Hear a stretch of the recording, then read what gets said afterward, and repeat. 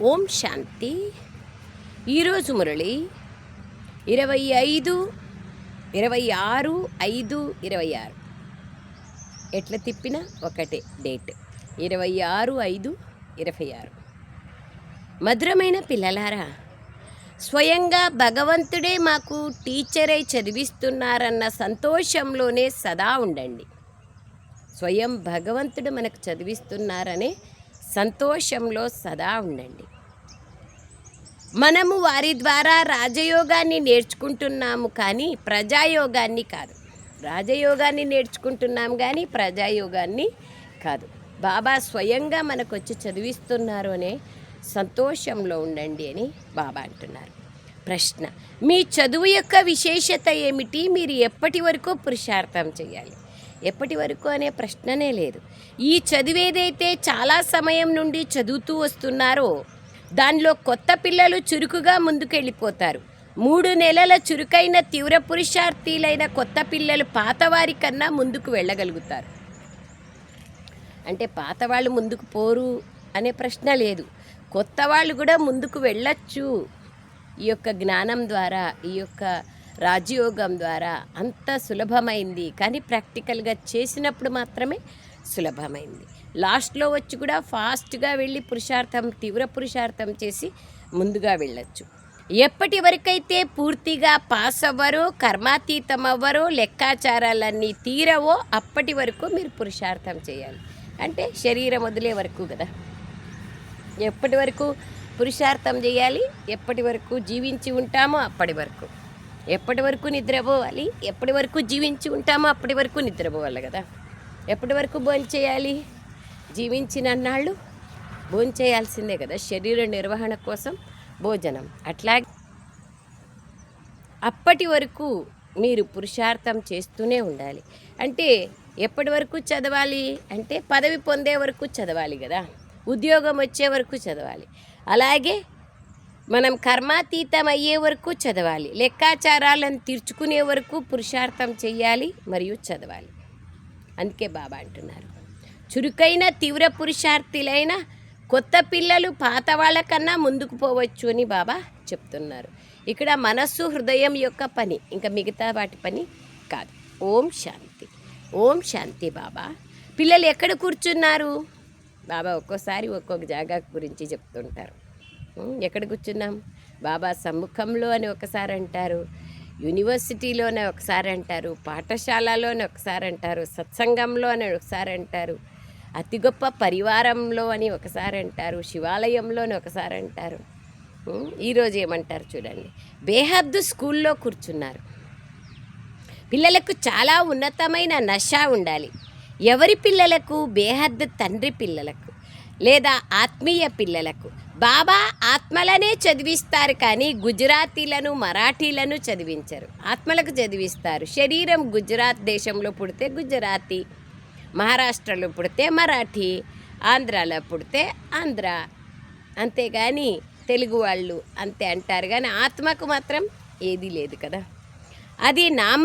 అవి నామరూపాలు అవుతాయి. బాబా ఆత్మలనే చదివిస్తారు. ఎవరినైతే భగవంతుడని అంటారో వారే మా అనంతమైన తండ్రిని పిల్లలు భావిస్తారు కూడా. భగవాన్ వాచ అని ఉంది, కానీ భగవంతుడని ఎవరినంటారో అర్థం చేసుకోరు. శివ పరమాత్మాయ నమః అని కూడా అంటారు. పరమాత్మ ఒక్కరే, అతడు ఉన్నతోన్నతమైన నిరాకారుడు. మిమ్మల్ని కృష్ణ భగవంతుడు చదివించడం లేదు, అతడు చదివించలేడు కూడా. మన ఆత్మిక తండ్రి మనల్ని చదివిస్తున్నారని మీకు తెలుసు. భగవంతుడు నిరాకారుడే. శివుని మందిరంలోకి వెళ్తారు, అతన్ని పూజిస్తారు. మరి తప్పకుండా ఎవరో ఒకరు ఉండాలి కదా. నామరూపాలకు అతీతమైన వస్తువు ఏది ఉండదు. ఇది కూడా మీరు ఇప్పుడే అర్థం చేసుకుంటారు. మొత్తం ప్రపంచంలో ఇది ఎవ్వరికీ తెలియదు. మీరు కూడా ఇప్పుడు అర్థం చేసుకుంటున్నారు. ఎంతో కాలం నుండి తెలుసుకుంటూ వచ్చారు. అలాగని చాలా కాలం నుండి వచ్చేవారి కన్నా ముందుకు కొత్తవారు వెళ్ళలేరని కూడా కాదు. ఇది కూడా ఒక అద్భుతమే. 3 నెలల కొత్త పిల్లలు కూడా బాబా అంటున్నారు ఎవరైనా ముందుకెళ్ళొచ్చు ఈ జ్ఞానంలో, కానీ చేయాలంతే పురుషార్థం. 3 నెలల కొత్త పిల్లలు కూడా చాలా వేగంతో ముందుకెళ్ళచ్చు. బాబా వెళ్ళగలరు, బాబా ఈ ఆత్మబుద్ధి చాలా చురుకైంది అని అంటారు. కొత్త వాళ్ళు ఎప్పుడైతే వింటారో అప్పుడు పెద్దవారు ఎంతో ఆనందిస్తారు. అందరూ ఈశ్వరీయ విద్యార్థులే. జ్ఞాన సాగరుడైన నిరాకారుడైన తండ్రి మనకు చదివిస్తున్నారు. భగవాన్ వాచ అది కూడా మహిమ చేయబడి ఉంది. కానీ అది ఎప్పుడు భగవాన్ వాచ ఎప్పుడొచ్చి చెప్తారు అనేది ఎవరికి తెలియదు, మర్చిపోయారు.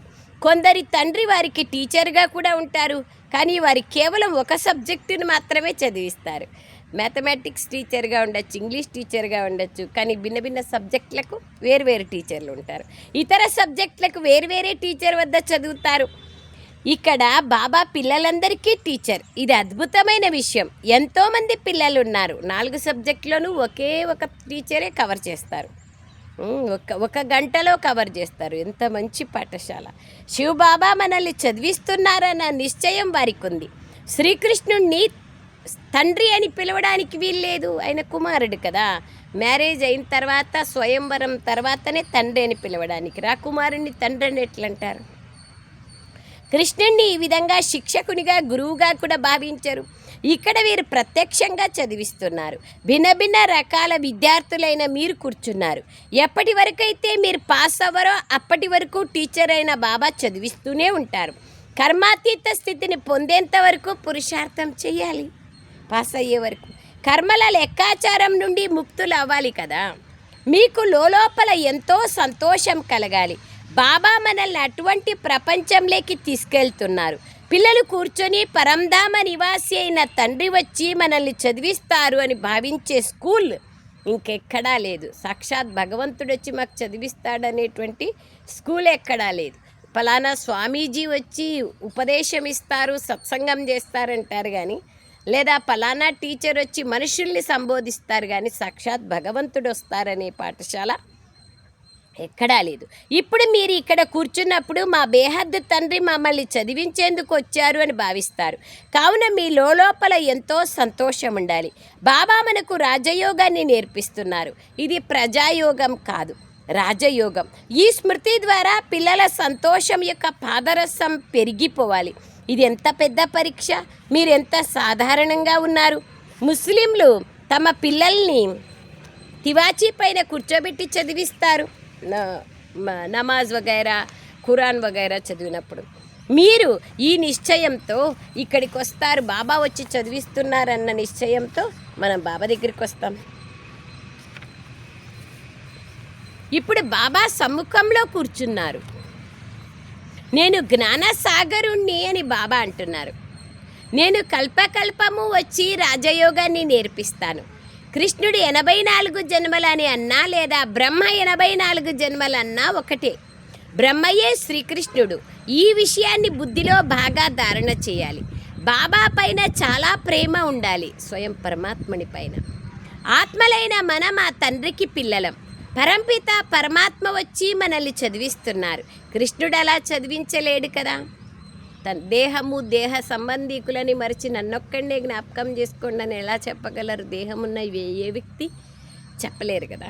కృష్ణుడు తన కిరీటం మొదలైనవి తీసి చదివించి ఉంటాడు కదా. చదివించేందుకు అనుభవజ్ఞులైన వృద్ధులు కావాలి. నేను వృద్ధ శరీరాన్ని తీసుకున్నాను, ఇది రచింపబడి ఉంది అని చెప్తున్నారు బాబా. శివబాబా బ్రహ్మ ద్వారానే చదివిస్తారు. పరంపిత పరమాత్మ బ్రహ్మ ద్వారా తప్పకుండా స్థాపన చేస్తారు. మరి బ్రహ్మ ఎక్కడి నుంచి వచ్చారు అనేది అర్థం చేసుకోరు. బాబా కూర్చొని గడియ గడియ పిల్లలని జాగృతం చేస్తూ ఉంటారు. మాయ మళ్ళీ నిద్రింప చేస్తుంది. ఇప్పుడు మీరు సమ్ముఖంగా కూర్చొని ఉన్నారు. నేను మీ ఆత్మిక తండ్రిని అని మీరు తెలుసుకున్నారు. నా గురించి మీకు మాత్రమే తెలుసు.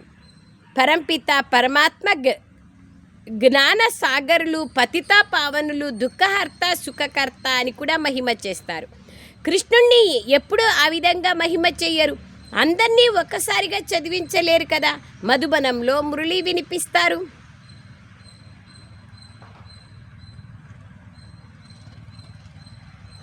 బాబా అంటున్నారు అది మళ్ళీ అన్ని సెంటర్లకు వెళ్తుంది. ఈ కాలంలో అయితే ఒకేసారి మధుబన్లో ఏ మురళి చదువుతామో దేశ విదేశాల్లో అన్ని జాగాల్లో ఒకే మురళి. బాబా ఉన్న కాలంలో అది కుదరదు. సైన్స్ అండ్ టెక్నాలజీ అంత ఇంప్రూవ్మెంట్ లేదు ఇప్పుడున్నంత. ఈ 100 yearsలోనే అన్నీ ఇంప్రూవ్మెంట్ అయింది. బాబా అదే అంటున్నారు. మురళి వినిపిస్తారు, అది మళ్ళీ అన్ని సెంటర్లకు వెళ్తుంది. ఇప్పుడు మీరు సమ్ముఖంగా ఉన్నారు. కల్పపూర్వము కూడా బాబా ఈ విధంగా చదివించారని మీకు తెలుసు. అప్పుడు జరిగిపోయిన సమయం ఇదే, అంటే గడిచిపోయిన సమయం కూడా ఇదే సమయమే. ఇప్పుడు అదే మళ్ళీ వర్తమానంలో జరుగుతోంది. భక్తి మార్గపు విషయాలను ఇప్పుడు వదిలేయాలి. అంటే ఏమో అజ్ఞానంతో వింటా వచ్చినాం కదా. ఇప్పుడు మీకు జ్ఞానం పైన ప్రీతి ఉంది, చదివించే వారిపైన ప్రీతి ఉంది. బాగా చదువుకునే వారికి టీచర్ నుండి కానుక లభిస్తుంది. ఈ బాబా స్వయంగా కానుక ఇస్తారు. బ్రహ్మ బాబా కూడా ఇక్కడికి వచ్చి సాకారంలో పిల్లలను చూస్తారు. వీరు నా పిల్లలు అని అంటారు. అందరూ 84 జన్మలు తీసుకోరు, కొంతమంది 9 లక్షల మంది మాత్రమే. 9 లక్షలతో షురువై 3 కోటి దేవతలతో స్టాప్ అవుతుంది సత్యుగం. మళ్ళీ త్రేతాయుగం నుండి 33 కోట్లు వస్తారు. 3 కోట్ల నుంచి 33 కోట్లు, 8 జన్మల నుంచి 12 జన్మలు వస్తాయి. ఇవన్నీ పెరుగుతా పోతుంది, వృద్ధి అవుతా పోతుంది. అందుకే బాబా అంటున్నారు చదివించే వారిపైన ప్రీతి ఉంది. బాబా అంటున్నారు ఇక్కడికి వచ్చి సాకారంలో పిల్లలని చూస్తారు, వీరు నా పిల్లలు అంటారు. అందరూ 84 జన్మలు తీసుకోరు. ఈ జ్ఞానం కూడా పిల్లలకు తెలుసు. కొందరు ఒక్క జన్మ తీసుకుంటారు, అందులో కూడా సుఖ దుఃఖాలను అనుభవిస్తారు. సతోరజో తమోలేకి వస్తారు, వస్తానే సతో ప్రధానంగా ఉంటారు, పోయేటప్పటికి తమో ప్రధానమవుతారు. ఒక్కరోజు జీవించినా కూడా అదే విధంగా ఉంటారు. ఒక జన్మ తీసుకున్నా ఒక్కరోజు జీవించిన సతోరజో తమోలని క్రాస్ చేయాల్సిందే. ఇప్పుడు మీరు ఈ విషయాలన్నింటినీ అర్థం చేసుకున్నారు. ఇది మనుష్య సృష్టి రూపీ వృక్షం. మొదటి నంబర్లో బ్రహ్మ సరస్వతులు, ఆదిదేవుడు, ఆదిదేవీలు ఉన్నారు. ఆ తర్వాత అనేక ధర్మాలు వస్తాయి. ఇతడు సర్వాత్మలకి బీజం, మిగిలిన వాళ్ళందరూ ఆకుల వంటి వారు. ప్రజాపిత బ్రహ్మ అందరికీ తండ్రి. ఈ సమయంలో ప్రజాపిత బ్రహ్మ హాజరై ఉన్నారు. వీరు కూర్చొని శూద్రులను బ్రాహ్మణులుగా తయారు చేస్తున్నారు. ఈ విధంగా ఎవ్వరూ తయారు చేయలేరు. బాబాయే మిమ్మల్ని శూద్రుల నుండి బ్రాహ్మణులుగా తయారు చేసి మళ్ళీ దేవతలుగా తయారు చేసేందుకు చదివిస్తున్నారు. ఇది సహజ రాజయోగం యొక్క చదువు. జనకా మహారాజు కూడా ఒక్క క్షణంలో జీవన్ముక్తిని పొందాడు, అనగా స్వర్గవాసిగా అయ్యాడు అంటారు. మనుష్యులు ఇవన్నీ చెప్తూ ఉంటారు, కానీ వాటి గురించి అర్థం చేయించలేరు. ఇప్పుడు పిల్లలు ఆత్మాభిమానులుగా అవ్వండి అని బాబా అంటారు. మీరు అశరీరిగా వచ్చారు, మళ్ళీ శరీరాన్ని తీసుకొని పాత్రను అభినయిస్తారు.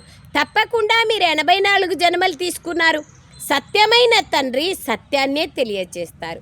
రాజధాని ఉంది కదా, ఏ ఒక్కరు మాత్రమే రాజయోగాన్ని నేర్చుకోరు. ఇప్పుడు మీరు అందరూ ముళ్ళ నుండి పుష్పాలుగా అవుతున్నారు. ముళ్ళు మరియు పుష్పాలు అని ఎవరెవరిని అంటారో కూడా మీరు అర్థం చేసుకున్నారు. ఇది చీచీ ముళ్ళ ప్రపంచం.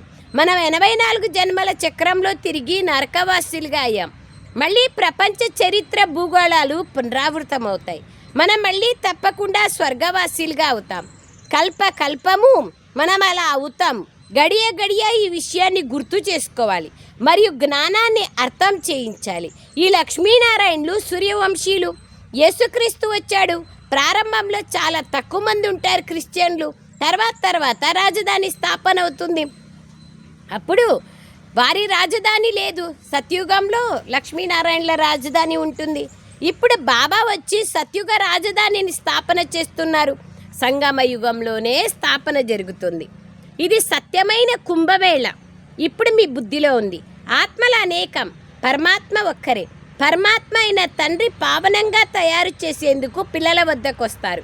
దీన్నే సంగమ యుగం యొక్క మేళ, కుంభమేళ అంటారు. ఇప్పుడు మీకు జ్ఞానం అనే 3వ నేత్రం లభించింది. బాబా వచ్చి సూర్యవంశీయులుగా తయారు చేస్తారు. మళ్ళీ నరకమైన పాత ప్రపంచం తప్పకుండా వినాశం అవ్వాల్సి ఉంటుంది. కల్పకల్పము వినాశం అవుతూనే ఉంటుంది. కల్పకల్పము వినాశం అవుతుంది. బాబా వచ్చి స్థాపన చేస్తారు. కొత్తది పాతదిగా, పాతది కొత్తదిగా అవుతుంది. ఇది తప్పకుండా జరుగుతుంది. కొత్తదాన్ని స్వర్గమని, పాతదాన్ని నరకమని అంటారు. ఇప్పుడు మనుష్యుల వృద్ధి ఎంత పెరుగుతోంది? జనాభా ఇంకా పెరగాలంటున్నారు. పెరుగుతా ఉందని బాబా అంటున్నారు, లెక్కలేనంత మంది అయినారని. కానీ మనుషులు ఏమంటున్నారు? ఇంకా ఎక్కువ జనాభాని పెంచండి అంటున్నారు. వృద్ధి జరుగుతోంది. సో బాబా అంటున్నారు, ఆహార ధాన్యాలు లభించకపోతే మేము ఎంతో ధాన్యాన్ని పండిస్తాము అని అంటారు. కానీ ఎంతోమంది పిల్లలు జన్మిస్తూ ఉంటారు. మరి అంతటి ధాన్యాన్ని ఎక్కడి నుంచి తెస్తారు? జనాభా పెరిగితే ఆహారం కూడా పెరగాలి కదా.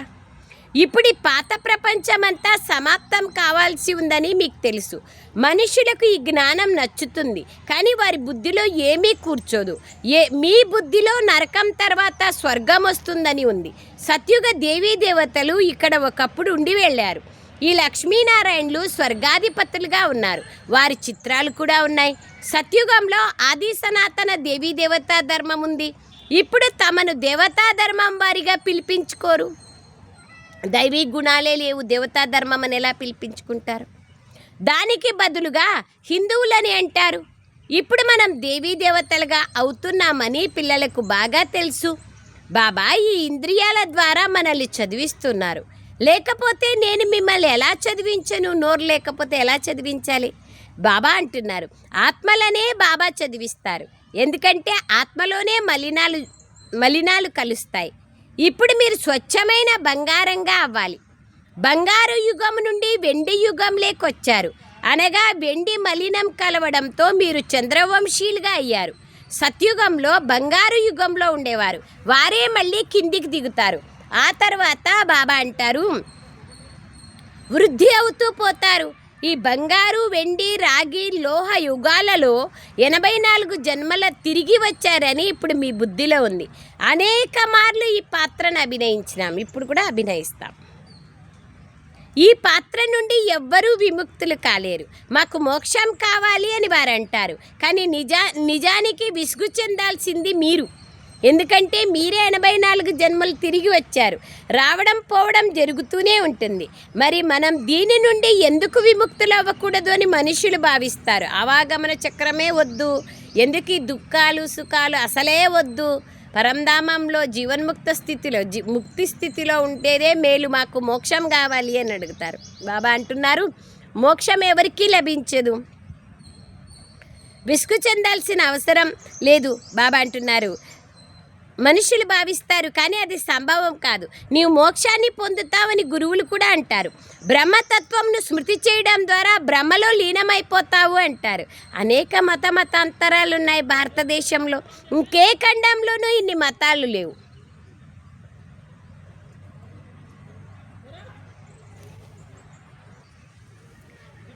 సో బాబా అంటున్నారు, ఇంకే ఖండాల్లోనూ ఇన్ని మతాలు లేవు, లెక్కలేనన్ని మతాలు ఉన్నాయి.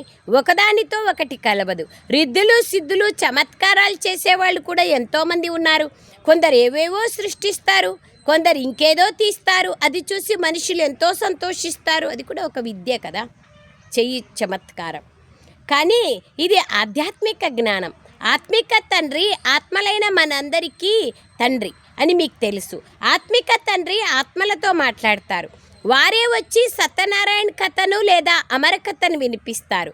దాని ద్వారా మీరు అమరలోకానికి అధిపతులుగా అవుతారు. నర నుండి నారాయణుడిగా అవుతారు. ఆ తర్వాత మళ్ళీ గవ్వలాగా అయిపోతారు. సో బాబా అంటున్నారు, ఆత్మలైన మనందరికీ తెలుసు, ఆత్మిక చదువు బాబానే చదివిస్తున్నారు మీకు. బాబా అంటారు, ఆ తర్వాత మళ్ళీ మీరు గవ్వల్లాగా అయిపోతారు. ఇప్పుడు మీకు వజ్ర సమానమైన అమూల్య జన్మ లభించింది. మరి ఆ గవ్వల వెనుక మీ సమయాన్ని ఎందుకు వ్యర్థం చేసుకుంటారు? ఇంపార్టెంట్, అండర్లైన్ చేసుకోండి. టైం అయిపోయింది, ఇంకా దాంట్లోనే టైం వేస్ట్ చేసుకుంటే వేస్ట్. ఈ ప్రపంచం ఇంకెన్ని సంవత్సరాలు ఉంటుంది? ఎన్నో గొడవలు జరుగుతున్నాయి, అన్నీ సమాప్తమైపోతాయి. మృత్యువు మీ ముందు నిల్చొని ఉంది. ఆ తర్వాత ఈ లక్షల కోట్లు ఎవరు కూర్చొని తింటారు? వాటిని ఎందుకు సఫలం చేసుకోకూడదు? ఈ ఆత్మిక కాలేజీని తెరవడం ద్వారా మనుషులు సదా ఆరోగ్యవంతంగా, సుసంపన్నంగా, సంతోషంగా అయిపోతారు. ఇది హాస్పిటల్ మరియు యూనివర్సిటీ కూడా. ఇందులో ఆరోగ్యము, సంపద మరియు ఆనందం లభిస్తాయి. యోగం ద్వారా ఆయుష్ కూడా లభిస్తుంది. మీరెంతో ఆరోగ్యవంతులుగా అవుతారు. అపారమైన ఖజానా లభిస్తుంది. అల్లావుద్దీన్ నాటకం కూడా చూపిస్తారు. అల్లా స్థాపించే ఆది సనాతన దేవీ దేవతా ధర్మంలో ఎంతో సుఖం ఉంటుంది. దాని పేరే స్వర్గం. మీరు శాంతిధామ నివాసీలుగా ఉండేవారు. ఆ తర్వాత మీరు మొట్టమొదట సుఖధామంలోకి వచ్చారు. మళ్ళీ 84 జన్మలకు తీసుకుంటూ కిందికి దిగుతూ వచ్చారు. సృష్టి చక్రం గురించి బాబా చెప్తున్నారు. కల్పకల్పము నేను పిల్లలైన మీకు ఈ విధంగా కూర్చొని అర్థం చేయిస్తాను. మీకు మీ జన్మల గురించి తెలియదు, నేనొచ్చి మీకు చెప్తాను. మీరు 84 జన్మలు తీసుకున్నారు. ఈ శరీరం పతితమైనది, ఆత్మ కూడా బాబా అంటారు తమో ప్రధానమైపోయింది. శరీరము తమో ప్రధానమైంది, ఆత్మను తమో ప్రధానమైపోయింది. బాబా సత్యాన్ని వినిపిస్తారు. బాబా ఎప్పుడూ అసత్యాన్ని చెప్పరు. గాడ్ ఈజ్ ట్రూత్ కదా. వారు సత్యం శివం సుందరం. సత్యుగం నిర్వికారి ప్రపంచం, అది సత్య ప్రపంచం. ఆ తర్వాత రావణాసురుడు దాన్ని ఏం చేస్తాడు? అసత్య ప్రపంచంగా మార్చేస్తారు. ధర్మభ్రష్టులుగా కర్మభ్రష్టులుగా చేసేస్తారు. ఇది అసత్యఖండం. మాయ అసత్యమైనది, కాయ కూడా అసత్యమైనది, ఈ ప్రపంచమంతా అసత్యమైనది. అది ఏ ప్రపంచం? ఈ పాత ప్రపంచమంతా అసత్యమైనది. సత్యుగంలో సత్య ప్రపంచం ఉండేది. ప్రపంచం ఒక్కటే, 2 ప్రపంచాలు లేవు. కొత్త ప్రపంచమే పాతదవుతుంది. కొత్త ఇంటికి పాతింటికి తేడా ఉంటుంది కదా. కొత్తిళ్ళు తయారైతే అందులోకి వెళ్ళాలని భావిస్తారు. అలాగే ఇక్కడ కూడా పిల్లల కోసం కొత్తిళ్ళు నిర్మిస్తారు. ఎంతోమంది పిల్లలు వస్తూ పోతారు. పిల్లలైన మీకు ఎంతో సంతోషం ఉండాలి. జ్ఞాన సాగరునైన నా పిల్లలందరూ కామాగ్నిలో కూర్చొని ఒక్కసారిగా ఆహుతి అయిపోయినారని బాబా అంటున్నారు. ఇప్పుడు మళ్ళీ వారిని తిరిగి జ్ఞానచిత్తి పైన కూర్చోబెడతాను. జ్ఞానచిత్తిపై కూర్చోపెట్టి స్వర్గానికి యజమానిగా తయారు చేస్తాను. కామచితిపై కూర్చోవడం వలన పూర్తిగా నల్లగా అయిపోయారు. కృష్ణునికి శ్యామసుందరుడన్న పేరుంది, కానీ దాని భావాన్ని ఎవరూ అర్థం చేసుకోరు. ఇప్పుడు మీరు ఎలా ఉన్నవారు ఎలా అయిపోయారు? గవ్వ నుండి వజ్రం వలె తయారవుతున్నారు. కావున మీరు అంత ధ్యాసనివ్వాలి చదువు పైన. బాబాను స్మృతి చేయాలి. స్మృతి ద్వారానే మీరు స్వర్గాధిపతులుగా అవుతారు. స్మృతి అన్నింటికీ మూలాధారం స్మృతి. బాబాని స్మృతి చేసేదే అతి అవసరం. ఇప్పుడు వర్తమాన సమయంలో మే, జూన్, జూలై మధుబన్ నుంచి డైరెక్షన్ కూడా వచ్చింది. రోజుకి 4 గంటలు తక్కువ యోగం చేయాలి అని. పవర్ఫుల్గా యోగంలో కూర్చోవాలి. ఎప్పుడు కూర్చున్నా ఒక లక్ష్యం పెట్టుకొని యోగంలో కూర్చోవాలి. అచ్చా मीठे मीठे सिखलदे बच्चों प्रति मात पिता बाप दादा का याद प्यार और गुड मॉर्निंग। रूहानी बाप की रूहानी बच्चों को नमस्ते। हम रूहानी बच्चों की रूहानी मात पिता बाप दादा को याद प्यार गुड मॉर्निंग और नमस्ते नमस्ते नमस्ते बाबा नमस्ते। ధన్యవాదాలు బాబా. సారాంశం, ఈ వజ్ర సమానమైన అమూల్య జీవితంను గవ్వల వెనుక పరిగెడుతూ వ్యర్థం చేసుకోకూడదు. బాగా బాగా బాగా ఆలోచించండి. మృత్యు మీ ముందు నిల్చొని ఉంది. గవ్వల వెనక అంటే వినాశి, ధనం వెనక, సంపాదన వెనక. సంపాదన బాధ్యత బరువు ఉండేవాళ్ళు చేయాల్సిందే, తప్పదు. బరువు బాధ్యత లేని కుమారులకు ఎందుకు సంపద? ప్రశాంతంగా ఈ అలజడి సమయంలో భగవంతుని సేవలో ఎంత బాగా మనం తత్పరులైతే అంత ప్రాప్తి కదా. ఇప్పుడు చేయక ఇంకెప్పుడు చేసుకోవాలా? సంగమ యుగంలో కాక ఇంకెప్పుడు చేసుకోవాలా? పరిగెడుతూ వ్యర్థం చేసుకోకూడదు. మృత్యు మీ ముందు నిల్చొని ఉంది. కావున మీ సర్వస్వాన్ని ఆత్మిక సేవలో సఫలం చేసుకోవాలి. సెకండ్ పాయింట్, చదువు పైన మరియు చదివించే వారిపైన సత్యమైన ప్రీతిని ఉంచాలి. భగవంతుడు మనల్ని చదివించేందుకు వచ్చారన్న సంతోషంలో ఉండాలి. బాబా అంటున్నారు స్వయం పరమాత్మనే వచ్చారు అనేటువంటి సంతోషంలో ఉండాలి. వరదానం, క్యాచింగ్ పవర్ ద్వారా మీ వాస్తవిక సంస్కారాలను క్యాచ్ చేసి దాని స్వరూపంగా అయ్యే శక్తిశాలిగా కండి. బాబా ఏమంటున్నారంటే బాబా నుంచి సర్వగుణాలను మీరు అనుభవం చేసి క్యాచింగ్ చేసి అంటే ప్రాప్తిని పొందే ఆత్మలుగా, శక్తిశాలి ఆత్మలుగా కండి. పురుషార్థానికి ముఖ్య ఆధారం క్యాచింగ్ పవర్ అంటే గ్రహించే శక్తి, ప్రాప్తిని పొందే శక్తి. భగవంతునితో మనము ఎప్పుడైతే మన ఇనుము, ఆత్మ అనే ఇనుముకి చిలుము అనేది తొలగిపోతుందో అయస్కాంతం చేత ఆకర్షించబడుతుంది. అయస్కాంతం ద్వారానే మ్యాగ్నెటిక్ పవర్, ఇనుము కూడా అయస్కాంతంగా మారిపోతుంది. అలాగే మనము కూడా బాబాని ఎంత జ్ఞాపకం చేసుకుంటామో, బాబా గుణగణాలను ఎంత గుర్తు చేసుకుంటామో, ఎంత మహిమ చేస్తామో అంత మనలో బాబా గుణగణాలు వస్తా పోతాయి. మనలో నిక్షిప్తంగా దాగి ఉన్న దివ్య గుణాలు ఇమర్జ్ అవుతా పోతాయి. మర్జ్గా ఉన్న గుణాలు ఇమర్జ్ అవుతాయి, బహిర్గతం అవుతాయి. అదే బాబా అంటున్నారు క్యాచింగ్ పవర్ అవసరం. ఏ విధంగా వైజ్ఞానికులు ఎంతో కాలం క్రితం నాటి శబ్దాలను క్యాచ్ చేస్తారో అలా మీరు సైలెన్స్ శక్తితో మీ ఆది దైవీ సంస్కారాలను క్యాచ్ చేయండి. 5000 సంవత్సరాల సంస్కారాలు. దీనికోసం నేను ఇలా ఉండేవాడిని, మళ్ళీ ఇప్పుడు ఇలా అవుతున్నాను అన్న స్మృతి సదా ఉండాలి. As we think so we will become. ఎలా ఆలోచిస్తామో అలా తయారవుతాం. ఎంతగా సంస్కారాలను ఇమర్జ్ చేసుకుంటారో అంతగా స్వరూపంగా అవుతారు. 5000 సంవత్సరాల విషయం ఎంతగా స్పష్టంగా అనుభవం అవ్వాలంటే అది నిన్నటి విషయంగా అనిపించాలి. మీ స్మృతిని అంతటి శ్రేష్టంగా స్పష్టంగా తయారు చేసుకోండి. అప్పుడే శక్తిశాలిగా కాగలుగుతారు. స్లోగన్: బ్రాహ్మణ జీవితం యొక్క శ్వాస సంతోషం. శరీరం పోయినా సంతోషం పోకూడదు. అల్పకాలికమైన సంతోషం కాదు, సదాకాలికమైన అవినాశి సంతోషం ఉండాలి. అల్పకాలికమైన సంతోషము ఏదైనా కీర్తి లభిస్తే, పదవి లభిస్తే, పొగిడితే, లేదా నాకు ఏదైనా పేరు వస్తే, లేదా అవార్డు వస్తే ఇది సంతోషము అల్పకాలికమైంది. సదాకాలికమైన సంతోషం ప్రాప్తుల యొక్క సంతోషం ఉండాలి. అవ్యక్త సూచన: సదా అచల అడోలుగా ఉంటూ ఏకరస స్థితిని అనుభవం చేసుకోండి. తక్షణమే వ్యాపారం చేసేవారు ఒక్కరికి చెందినవారుగా అయిన కారణంగా ఏకరసంగా ఉంటారు.